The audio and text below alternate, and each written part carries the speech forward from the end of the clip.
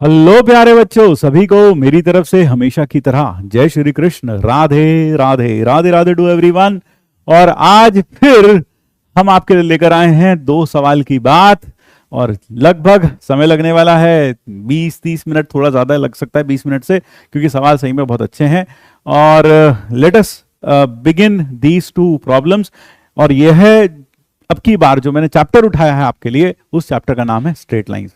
तो straight line के दो नायाब सवाल आपके सामने रखने जा रहे हैं। उम्मीद है आपको अच्छे लगेंगे। नीचे कमेंट बॉक्स में अपने प्यारे प्यारे कमेंट्स और अपने प्यारे प्यारे मैसेज जरूर छोड़ के जाइएगा, ताकि इस तरह के वीडियोस हम आपके लिए और बना सकें। तो चलिए आइए शुरू करते हैं आज की कार्यवाही। Equation of straight lines passing through -2, -7 having what? Having an intercept of length 3 between the straight lines. इन दो स्ट्रेट लाइंस के बीच में उसका इंटरसेप्ट 3 होना चाहिए। 3 होना चाहिए। अब इसको करने के वैसे तो दो तरीके हैं। एक तो है थोड़ा लेंदी तरीका और एक है छोटा तरीका। तो क्या मैं सिर्फ छोटा तरीका बता दूं, लेंदी तरीका रहने दूं? बताओ। There are two ways of doing this problem. One is a shorter way, very short way, मतलब not so short but still comparatively काफी शॉर्ट होगा। और एक है थोड़ा लेंदी तरीका। तो शुड आई टेल बोथ और should I tell you the smartest one? बोलो भाई।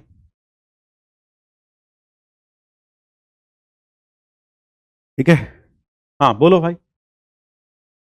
बोथ। बोथ देखकर क्या करोगे? तो जरा देखो, यहां पर -2, -7 एक पॉइंट है। -2, -7 विल बी समवेयर हियर, बहुत नीचे को एक पॉइंट होगा। अब हमें वहां से हमने एक लाइन बनाई, -2, -7 से, -2, -7 से एक लाइन बनाई। और वह इन लाइंस को इस तरह से कट करे कि उसका इंटरसेप्ट बिटवीन द लाइंस, ये इंटरसेप्ट। इंटरसेप्ट का मतलब हो गया वो हिस्सा जो इनके बीच में कटा, intercept of the line between. जब बोला जाए intercept of the line between, तो इंटरसेप्ट का मतलब क्या हुआ? कटा हुआ हिस्सा, जहां काटे। तो इंटरसेप्ट बिटवीन का मतलब कटा हुआ हिस्सा बिटवीन द लाइंस। जब बोला जाए एक्स, जब किसी के लिए ऐसा बोला जाए intercepted portion of the line between the coordinate axis, तो इसका मतलब समझ जाए intercepted portion of the line between the coordinate axis का मतलब लाइन का वो हिस्सा जो कोऑर्डिनेट एक्सिस के बीच में कट गया, जो रह गया, वो वाला हिस्सा। ठीक है। एक्स इंटरसेप्ट का मतलब जहां वो एक्स एक्सिस काटती है, वाई एक्सिस को काटती है, वो वाई इंटरसेप्ट हो गया। ठीक है। तो यहां इस केस में, ध्यान से सुनिएगा, यहां इस केस में जरा ध्यान से सुनिएगा। वो यह है कि यह जो लेंथ है, having an intercept of length 3, ये लेंथ है 3। हम पॉइंट ले लेते हैं -2, -7। ठीक है। और मुझे ये लेंथ 3 दे रखा है। सपोज ये पॉइंट है A और यह पॉइंट है B, and let me assume this point to be P। ठीक है। तो अच्छा, ये लाइन की इक्वेशन क्या होगी? अब जरा देखो, ओरिजिन से ज्यादा दूरी पर कौन है? सर ओरिजिन से ज्यादा दूरी पर है ये है। क्यों? 12/5 इसका दूरी है ओरिजिन से, इसका दूरी है 3/5। तो ये दूर वाली लाइन होगी 4x + 3y = 12। लाइंस पैरेलल है इसलिए मैंने पैरेलल बनाई ही है। और दूसरा है 4x + 3y = 3, ये दूसरी लाइन है। Both of these lines are parallel. अब क्या करते हैं हम, पी ए या पी बी जिसे भी कह लो, इसकी इक्वेशन लिखते हैं। इसकी इक्वेशन कैसे लिखें? x + 2 y + 7। मुझे क्या करना है? मुझे इसी लाइन की इक्वेशन निकालनी है, गुलाबी वाली लाइन की, अपॉन cos थीटा और अपॉन sin थीटा। बराबर कितना रख दूं? बराबर रख लेता हूं R1 और एक R2। अब R1 और R2 क्या बलाए हैं? मैं मान लेता हूं यह जो दूरी है, यह है R1, और यह जो दूरी है यहां से लेकर यहां तक की जो दूरी है वह है R2। यह R2 है। समझ गए? यानी R1 क्या हुआ? PA वाला जो दूरी है वो R1 और PB वाली जो दूरी है वो R2 है। ठीक है।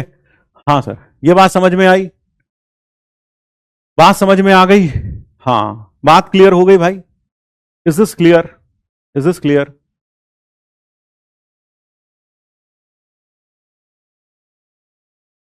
ठीक है।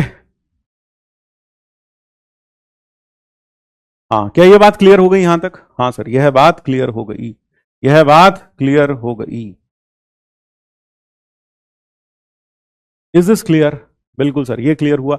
अब जरा आराम से देखिएगा कि हम ए के कोऑर्डिनेट्स क्या लिख सकते हैं। ए के कोऑर्डिनेट्स लिख सकते हैं -2 प्लस r1 cos थीटा और -7 plus r1 sin theta. B के कोऑर्डिनेट्स क्या लिख सकते हैं सर? बी के कोऑर्डिनेट्स लिख सकते हैं -7 प्लस r2 cos थीटा और -2 प्लस r2 और -7 प्लस r2 sin थीटा, ये लिख सकते हैं। हाँ सर, ये लिख सकते हैं। अब यह है ए किस पर लाई करता है सर? यह लाई करता है 4 into -2 plus r1 cos theta और +3 -7 प्लस r1 sin थीटा बराबर कितना? 3 के। तो ये आ गया -8 -29 plus r1 4 cos theta plus 3 sin theta बराबर 3। तो यहां से r1 की वैल्यू क्या आ गई सर? ये इधर आ जाएगा, क्या इधर चला जाएगा? 32/4 cos theta plus 3 sin theta, ये हो जाएगा। हाँ सर, ये r1 आ गया, यह आ गया r1। ठीक है, ये क्लियर है? ठीक। अब दूसरा, ये जो b है ये कहां लाई करेगा? यह b लाई करेगा 4 into -2 plus r2 cos theta और फिर +3 इंटू कितना? -7 प्लस r2 sin थीटा और प्लस कितना? Is equal to 12। तो इधर से आया -8 -29 फिर से, और फिर r2 के साथ में वही आया 4 cos प्लस 3 sin बराबर 12। तो यहां से r2 की वैल्यू कितनी आ गई सर? r2 की वैल्यू आ गई, ये उधर गया 41 आएगा। 41 अपॉन, कैलकुलेशन देख लेना भाई, 41/4 cos theta plus 3 sin theta plus 3 sin theta, यही आएगा 4 cos theta plus 3 sin theta. Clear है बात? हाँ सर। अब जरा गौर से देखिए, R2 माइनस R1 का मॉड्यूलस 3 है। हाँ, R2 माइनस R1 का मॉड्यूलस 3 है। जरा ध्यान से सुनिएगा मैं क्या कह रहा हूं। R2 माइनस R1 का मॉड्यूलस 3 है, माइनस करके। हाँ, माइनस करके। क्यों माइनस करके भाई? हमें पता नहीं कि R1 R2 दोनों पॉजिटिव है या दोनों नेगेटिव है। अगर दोनों पॉजिटिव है तो R2 माइनस R1 बराबर 3 रख देता, लेकिन अगर दोनों नेगेटिव हुए, क्योंकि लाइन हो सकता है नीचे भी बन सकती है, तो R2 माइनस R1 उस केस में नेगेटिव आ जाएगा। इसलिए क्या लगाना पड़ेगा? मॉड। इसलिए कई लोग अभी जो लिख रहे थे, मेरा भाई एक लिख रहा था, R2 को R1 प्लस 3 नहीं लिख सकते, एक वेरिएबल कम हो जाता। बात समझ में बेटा क्यों नहीं लिख सकते? अब क्लियर हो गया? हाँ, बात समझ में आई क्यों नहीं लिख सकते? बात क्लियर हो गई? एक कह रहा how R1 R2 equal in first line. बेटा अगर पैरामेट्रिक फॉर्म तुमने ढंग से पढ़ी हो तो मुझे अगर R1 की दूरी पर इससे एक पॉइंट चाहिए तो उसको R1 के बराबर रखते हैं, और R2 से R2 की दूरी पर एक पॉइंट चाहिए तो उसे बराबर R2 रखते हैं। इसलिए एक बार हमने R1 रखा और एक बार R2 रखा। बात क्लियर हो गई? एक बार R1 रखा और एक बार R2 रखा। तो सर ये आ गया 41/4 cos plus 3 sin theta minus 32 is equal to 3। ये बच गया 9, ये हो गया 9। तो 3 या फिर ऐसे कहते हैं 3 is equal to mod of 4 cos plus 3 sin theta. तो अपने पास आ गया 4 cos theta plus 3 sin theta का स्क्वायर बराबर 9। बराबर कितना? 9। हमने स्क्वायरिंग कर दिया। हमने क्या कर दिया? स्क्वायरिंग। नहीं, स्क्वायरिंग करके क्या फायदा होगा यार, लेकिन साइन कॉस में बदल जाएगा, tan नहीं आएगा। स्क्वायरिंग करना अच्छा नहीं होगा, क्योंकि स्क्वायरिंग करेंगे तो फंसेंगे, और तो ज्यादा अच्छा है 4 cos प्लस 3 sin बराबर 3, या फिर 4 cos प्लस 3 sin बराबर -3। यही आएगा बाबू? हाँ सर, यही आएगा। तो अब कैसे सॉल्व करें sir? 4 cos theta is equal to 3 into 1 minus sine theta. अब हम इसमें SBS कर देते हैं। SBS 16 cos square theta 1 minus sin square theta is equal to 9 1 minus sin theta का whole square. SBS किया. We are ready to have some what? We are ready to have some what? We are ready to have some extraneous roots. We are ready to have some extraneous roots. Is this clear? इसको उठा के इधर ले आओ तो ये आ गया 1 माइनस साइन थीटा कॉमन. अंदर क्या बच गया सर? ये बच गया 16 into 1 plus sine theta minus 9 into 1 minus sine theta. ये बचेगा भाई बराबर 0. इसमें से हमने कॉमन ले लिया तो यहां से आ गया साइन थीटा बराबर 1 और यह आ गया 16 में से 9 गया 7 प्लस का 16 और प्लस का 9 25 साइन थीटा बराबर 0. तो यहां से आ गया साइन थीटा की वैल्यू -7/25 -7/25 और यहां से थीटा आ गया 90 डिग्री π/2. अच्छा इधर आ जाओ इसको सॉल्व करते हैं. इसमें ये कितना आया sir? 4 cos is equal to 3 into 1 minus sine. अगर मैं इसे 25 से डिवाइड करके करता हो तो तब भी आता but that would have made my life still tough. ठीक है हाँ क्योंकि फिर वो बाय 5 आता फिर वो अल्फा लिखना पड़ता मुझको. उस एंगल का मुझे पता नहीं होता. तो आप मुझे बताएं कि इसमें एक्सट्रेनियस रूट आपको दिख रहा है क्या? हाँ सर दिख रहा है एक्सट्रेनियस रूट. ये है सर. ये रिजेक्ट हो गया. ये रिजेक्ट क्यों हो गया जरा सोच के बताना. ये रिजेक्ट हमने क्यों किया? Why have we rejected this? Sir ये आ गया 4 cos थीटा तो ये हो गया 16 1 minus sine square theta is equal to 9 1 minus sine theta का होल स्क्वायर. तो सर यहां भी वही आएगा ऑब्वियसली बात है. सेम टू सेम आएगा यानी यहां से सॉल्व करके भी साइन थीटा बराबर कितना आ गया? यहां से सॉल्व करेंगे तो कितना आएगा भाई जरा देखना यार मैंने सही लिखा है. तो -3 नहीं सर यहां चेंज हो जाएगा प्लस और यहां माइनस आएगा -3 minus sine theta -3 sine theta. तो जब लेंगे तो प्लस आ जाएगा यहां पर तो अलग आंसर आएगा सेम नहीं आएगा यार. हाँ तो 1 प्लस साइन थीटा कॉमन और यहां बच गया 16 इंटू 1 माइनस साइन थीटा और -9 इंटू 1 प्लस साइन थीटा बराबर 0. ये आ गया. बात क्लियर हो गई? हाँ बिल्कुल सही. तो वो रिजेक्ट हो गया क्योंकि फर्स्ट और सेकंड क्वाड्रेंट में साइन पॉजिटिव होता है. ठीक है हाँ तो यहां से साइन थीटा की वैल्यू कितनी आ गई? -1 और दूसरी आ गई 16 माइनस 9 7 -25 साइन थीटा. तो यहां से साइन थीटा आ गया 7/25 ये रिजेक्ट हो गया भाई. ये क्या हुआ? रिजेक्ट हो गया. यानी साइन थीटा कितना आ गया? 7/25. तो साइन थीटा आ गया 7/25 या फिर साइन थीटा आ गया 1. तो यहां से टैन थीटा कितना हो जाएगा सर? टैन थीटा हो जाएगा अगर यहां से देखा जाए तो थीटा 45 डिग्री हो जाएगा. तो नहीं कितना 90 डिग्री. तो सर ये जाएगा इन्फिनिटी की तरफ और ये कितना होगा है ना बल्कि यूं कहूंगे नॉट डिफाइंड होगा ज्यादा अच्छा. 7/25 में सर ये परपेंडिकुलर 7 अपॉन हाइपोटेन्यूज तो 625 माइनस 49 576 26 आता है शायद 26 576 24 होता है 24. जरा चेक करना यार 24 आता ना टैन थीटा. हाँ टैन थीटा जरा देखना. हाँ सर यही आता है.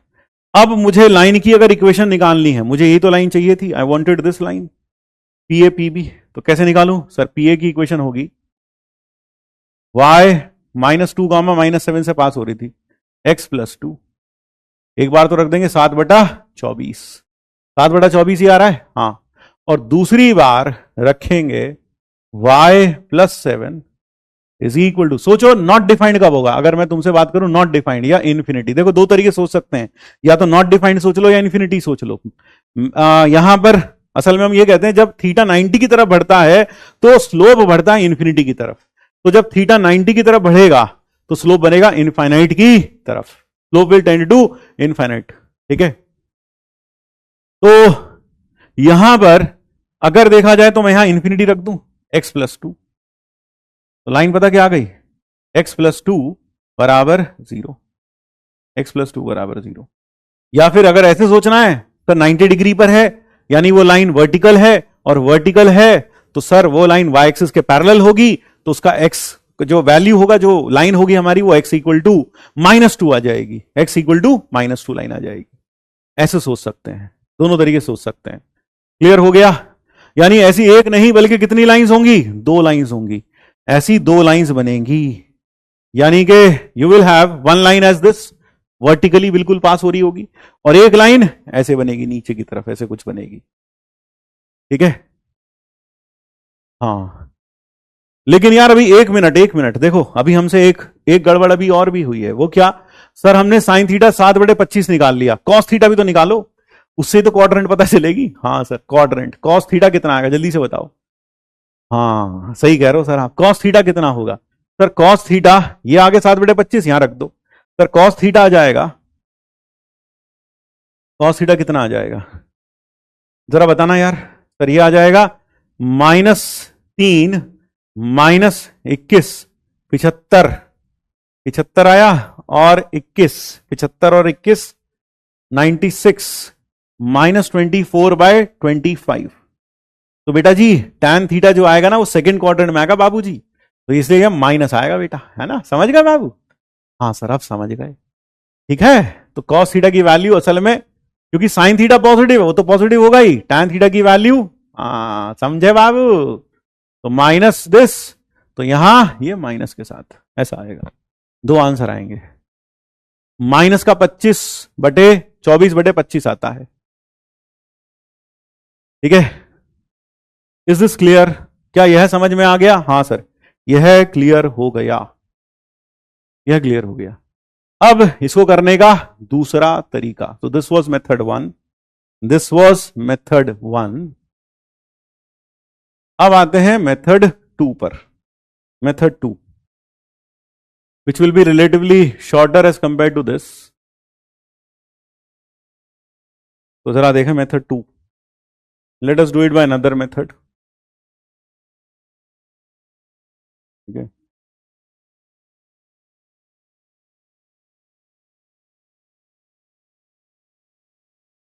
ये था 4x - 3y, 4x - 3y equal to 3, 4x + 3y equal to 3, और ये पॉइंट था -2, -7। अगर मैं आपसे इन दोनों लाइंस के बीच का परपेंडिकुलर डिस्टेंस पूछूं तो वो कितना आएगा? What will be the perpendicular distance between the lines? D कितना होएगा? डी बता सकते हो? तो डी होएगा 12 - 3, 9/5, 9/5, 9/5 ही आएगा डी। डी कितना आएगा? 9/5। हाँ ये बात क्लियर हो गई, 9/5 आएगा। ठीक है, और यह दूरी है 3, यह दूरी है 3, यह एंगल को थीटा मान लूं मैं? हाँ सर, यह एंगल को क्या मान लेता हूं? Theta. If I assume this to be theta, तो मुझे बताओ tan थीटा, नहीं यहां से sin थीटा कितना आ गया? सर sin थीटा आ गया, sin थीटा आ गया कितना? sin थीटा हुआ सर 9/5, 9/5/3, 27/5। जरा देखना मैंने सही लिखा है ना, 27/5 ही आ रहा है, 27/5 नहीं सर, 3/5, सॉरी 3/5, वो तो 1 से बड़ा हो जाता, 3/5 आ रहा है। ठीक है, तो tan थीटा कितना आ जाएगा? सर tan थीटा अपने आप ऐसे तो कितना आ जाएगा? तो 3/4, tan थीटा आ गया 3/4, tan थीटा आ गया 3/4। ठीक है, हाँ ये बात समझ में आ गई? बिल्कुल सर, यह बात क्लियर हो गई। तो यह परपेंडिकुलर डिस्टेंस है। आप क्वेश्चन को समझे, कई लोग कह रहे हैं सर ए बी 9/5 है। बेटा नुन्नू कुमार, ए बी 9/5 नहीं है, परपेंडिकुलर डिस्टेंस दोनों के बीच में 9/5 है। क्वेश्चन पढ़ो, उसने एक लाइन बनाई, देखो अगर 2 पैरेलल लाइन है, एक पॉइंट से आप कैसे लाइन बना सकते हो? सर ऐसे बना सकते हैं। अब ये इंटरसेप्ट ये बन गया इसका, अब एक लाइन हमने ऐसे बना दी, अब देखो उसका इंटरसेप्ट ये बन गया, अब इंटरसेप्ट बढ़ गया, तो इंटरसेप्ट बढ़ता घटता जाता है, लेकिन सबसे कम इंटरसेप्ट ये वाला होता है, this is the least intercept. तो वो कह रहा है हमें ऐसी लाइन बताओ जिसका इंटरसेप्ट इन दोनों के बीच में 3 हो। बात समझो, हाँ बात क्लियर हो गई, यह बात समझ में आ गई, हाँ सर यह बात क्लियर हो गई। अब जरा यह देखें, मान लेते हैं इसका स्लोप कितना है, let M of P A बराबर एम, तो tan थीटा जो दोनों के बीच का एंगल होगा वो कैसे मिलेगा, सर वो है इस लाइन और इस लाइन के बीच का एंगल, इसका स्लोप कितना है -4/3, तो एक्यूट एंगल है दोनों के बीच में, हाँ सर, तो -4/3 या हाँ -m, चलो अपॉन 1 प्लस -4/3 इंटू m, यह बराबर हो गया 3/4 के, बिल्कुल सर। तो ये कितना आया सर, ये आ गया 4 + 3m, मॉड था माइनस हटा दिया मैंने, और नीचे आ गया 3 - 4m, this is equal to 3/4 या फिर -3/4। जरा देखो भाई, कोई दिक्कत इधर तक समझने में,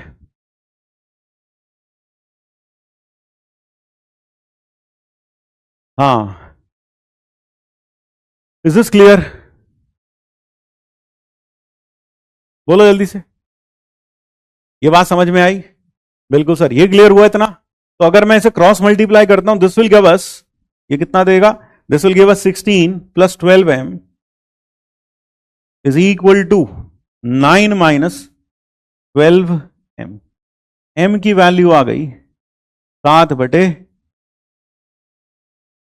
7/24 आ रही है, -7/24 आ रही है भाई, जरा देखना यार, ये जरा चेक करो, यह है 3 - 4m, सर मैंने 3 से मल्टीप्लाई किया, 24 -7 आ रहा है सर, -7/24, मैं सोच रहा हूँ अलग कैसे आ गया यार, अलग तो नहीं आना चाहिए, क्लियर हुआ, हाँ। अब दूसरा, और अब -3/4 के बराबर रखो sir, 16 + 12m is equal to -9 + 12m, तो 0m + 7 बराबर 0।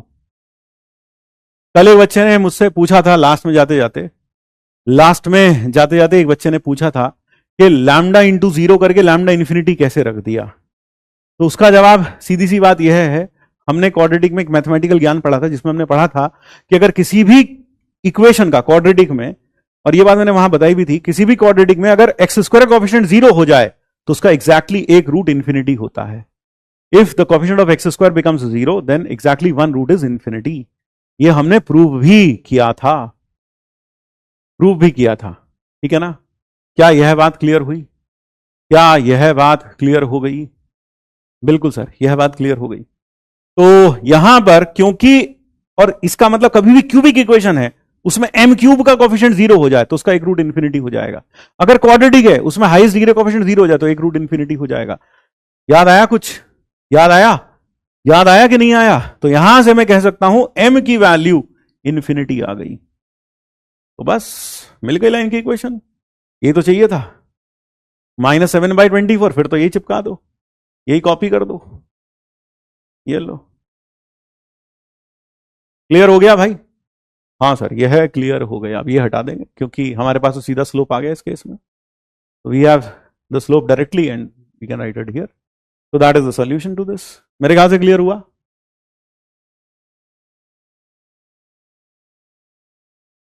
ठीक है, यह बात समझ में आ गई। एक कह रहा सर आप ASRQ KCLS क्यों नहीं करवाते हैं, बेटा जो ये सवाल है ये ASRQ KCLS ही है, हम लिख नहीं रहे हैं, बस इतना जरूर है मैंने नहीं लिखा, लेकिन इनको लग रहा है ASRQ KCLS अलग ही होंगे, भाई यही सवाल है, ठीक है, जो सवाल डेफिनेटली अच्छे होते हैं हम उसके ऊपर लिख देते हैं ASRQ KCLS, तो चाहो तो इसके ऊपर लिख लो भाई, है ना, ऐसा कुछ नहीं है कि नहीं करवा तो रहे हैं, करवा तो रहे हैं, बस लिख नहीं रहे हैं, हाँ करवा तो रहे हैं लेकिन लिख नहीं रहे हैं बस, लो भाई ठीक है, अब ठीक हो गया बाबू, हाँ चलो,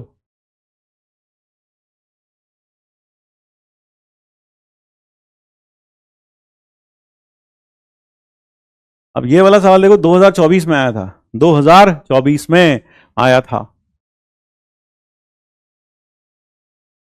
जरा ये वाला सवाल देखो, वर्टिसेस ऑफ अ ट्राइंगल, ये तुम खुद करना वैसे तो।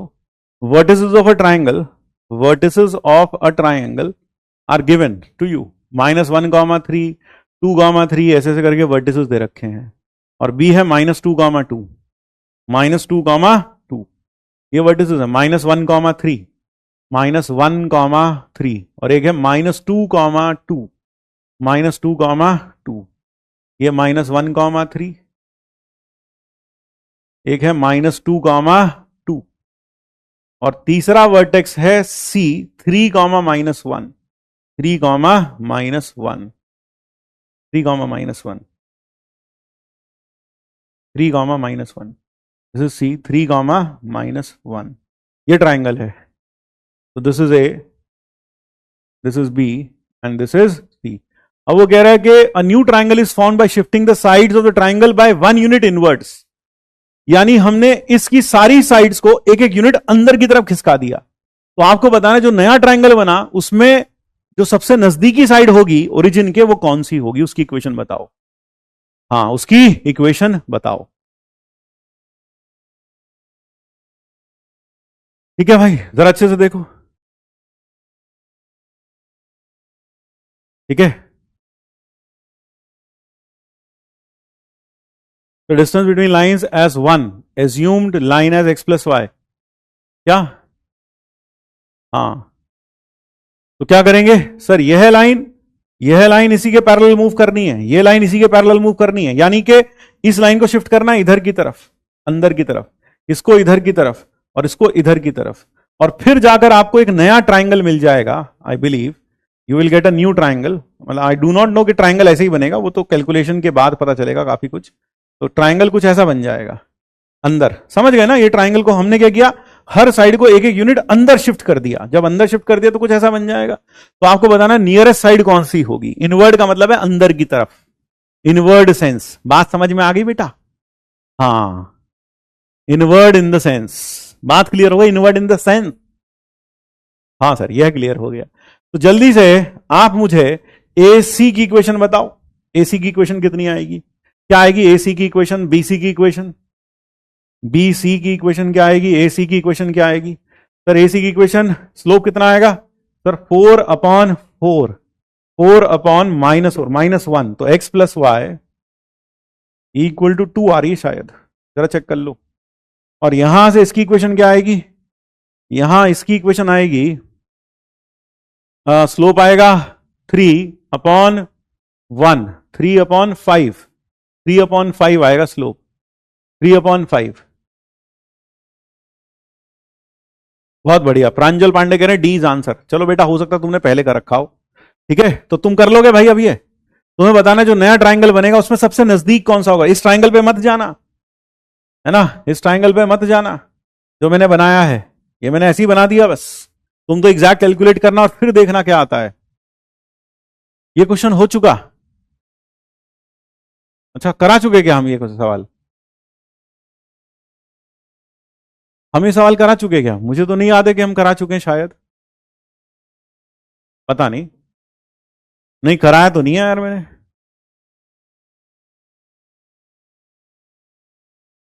तो ये है TH1, ये तुम कर लेना भाई।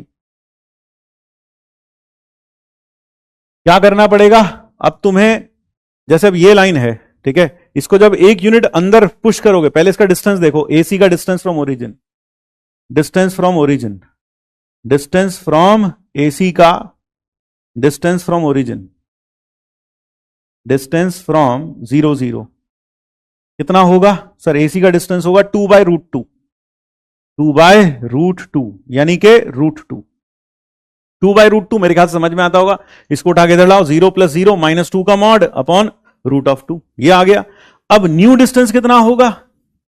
न्यू डिस्टेंस, न्यू डिस्टेंस हो जाएगा कितना सर? √2 - 1, एक यूनिट करीब आ गई, √2 - 1, √2 - 1, √2 - 1।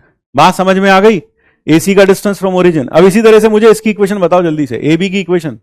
AB की इक्वेशन क्या आएगी सर? स्लोप आएगा कितना? स्लोप आ जाएगा sir y + y - 3 is equal to X plus one into slope. Slope कितना है भाई? तो स्लोप है इसका 3 में से 2 गया 1 और 1। स्लोप है -1 है शायद। स्लोप देखना यार कितना आ रहा है। What is the slope? Not -1 तो नहीं आ सकता, नहीं तो लाइंस पैरेलल हो जाएंगी। ये कितना होगा? 1/1। स्लोप 1 आ रहा है क्या? जरा देखना यार, क्या ये स्लोप 1 आ रहा है? जरा चेक करो सर। ये लाइन आ गई x माइनस वाई प्लस 4 बराबर 0। तो distance of A B from origin, A B का डिस्टेंस फ्रॉम ओरिजिन, का डिस्टेंस फ्रॉम ओरिजिन फ्रॉम 0 0 कितना आएगा भाई? सर ए बी का distance from 0 0 will be 4 upon √2, यानी के 2√2। तो डिस्टेंस फ्रॉम न्यू 0 0, तो new distance from 0 0, new distance sir वो हो जाएगा 2√2 माइनस 1, 2√2 माइनस 1। मेरे ख्याल से आप समझ गए होंगे, ये नया डिस्टेंस आ जाएगा, है ना? हाँ, x minus Y plus 4 equal to 0। जरा चेक कर लेना, यही आ रही है। बीसी की इक्वेशन बताओ जल्दी से। बीसी की equation, what is the equation of BC? BC की इक्वेशन क्या होगी? बीसी की इक्वेशन क्या होगी? हाँ, बीसी की इक्वेशन बताओ। तो बीसी की इक्वेशन हम निकाल लेंगे, अब कर लोगे खुद से। बीसी, अब इसमें से जो सबसे कम डिस्टेंस आएगा उस लाइन की नई इक्वेशन बतानी है, उस लाइन की नई इक्वेशन बतानी है। एसी का स्लोप -1 आ रहा है, बिल्कुल सही है, और ए बी का 1 आ रहा है। अच्छा, हाँ ए बी का 1 आ रहा है, ये भी सही है। 5x minus 3y equal to 8। एक बच्चा कह रहा है 5x minus 3y equal to 8। जरा देखना भाई, यही आंसर, यही आ रहा है इसकी इक्वेशन। 5 2 10 में से 6 गया, ये तो नहीं आएगी, ये तो नहीं आएगी। बीसी की इक्वेशन गलत बता रहे हो तुम। What is the 5y plus 3x, 5y plus 3x, 3x plus 5y is equal to 4, is equal to 4। 3 दिया 9 5, हाँ ये सही है। अब मुझे बताओ ए बी का डिस्टेंस, बीसी का डिस्टेंस कितना है? बीसी का डिस्टेंस फ्रॉम ओरिजिन, का डिस्टेंस फ्रॉम 0 0 सर वो हो जाएगा 5 4 अपॉन √34, 4 अपॉन √34, 4 अपॉन √34। तो न्यू डिस्टेंस बता सकते हो? जल्दी से कमेंट बॉक्स में लिखो new distance, new distance, new distance बोलो रे।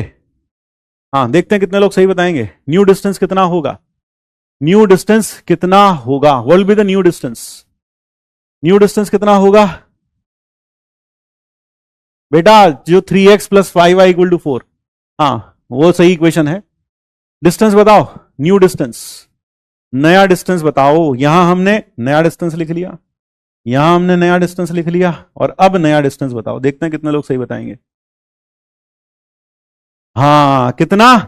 4/√34 प्लस 1, प्लस 1 ये आएगा। क्यों? ये लाइन ऊपर की तरफ जाएगी, +1 करना पड़ेगा। और जो घोंचू होंगे वो भी कहेंगे -1, जो घोंचू होंगे वो कहेंगे -1 करना पड़ेगा, जो घोंचू होंगे वो -1 बताएंगे। क्यों भैया? ये लाइन ऊपर की तरफ शिफ्ट होगी, इनवर्ड्स, तो ऐसे बनेगी, ऊपर तक की तरफ जाएगी। ठीक है, हाँ +1 होगा। ठीक है, और अब क्या करना है? और अब हमें, अब मुझे बताओ नियरेस्ट लाइन कौन सी हो गई?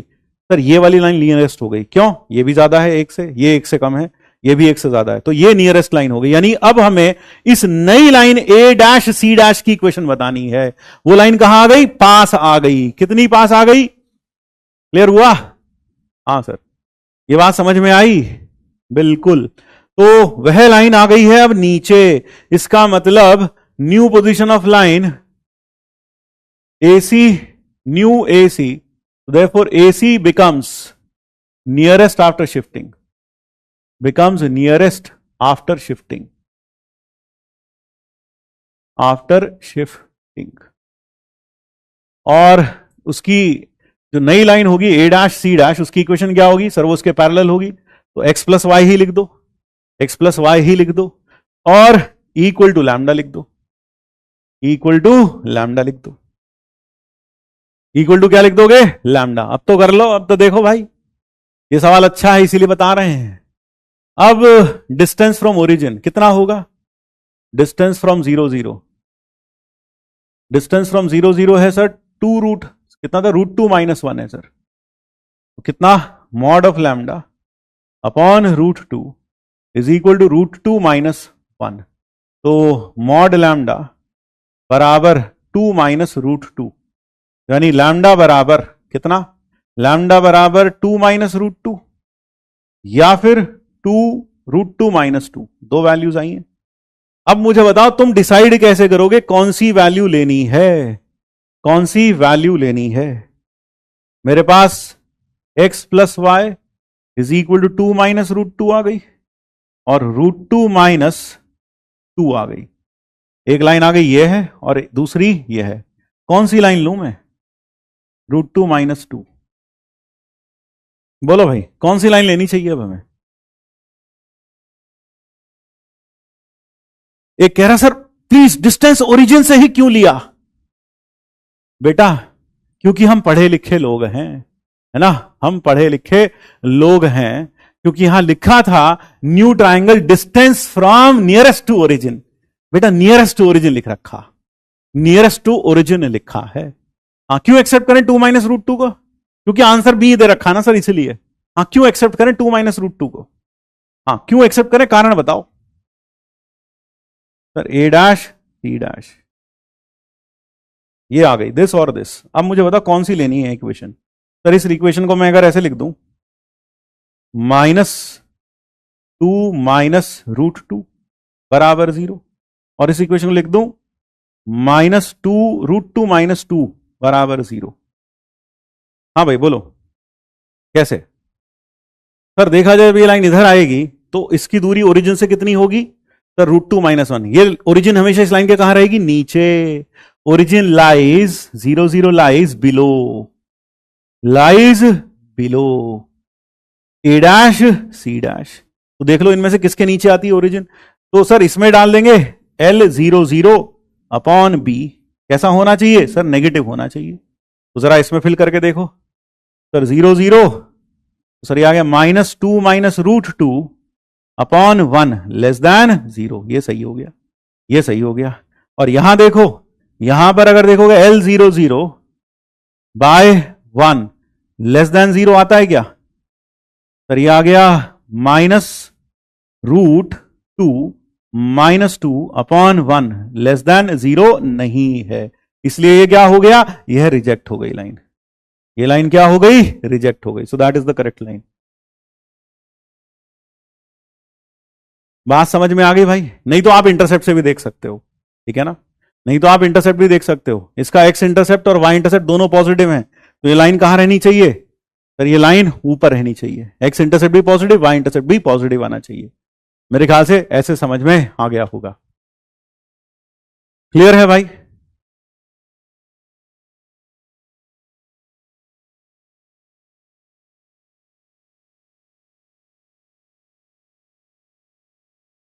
ठीक है,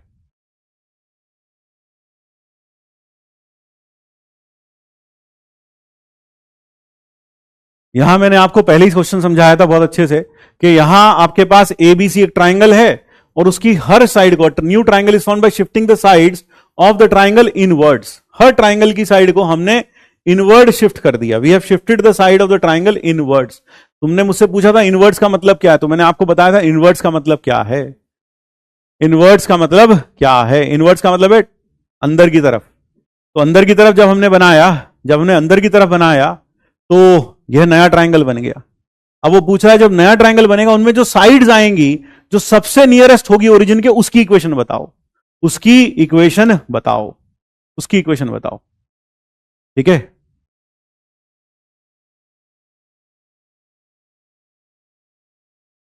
ठीक है भाई, ये बात समझ में आई।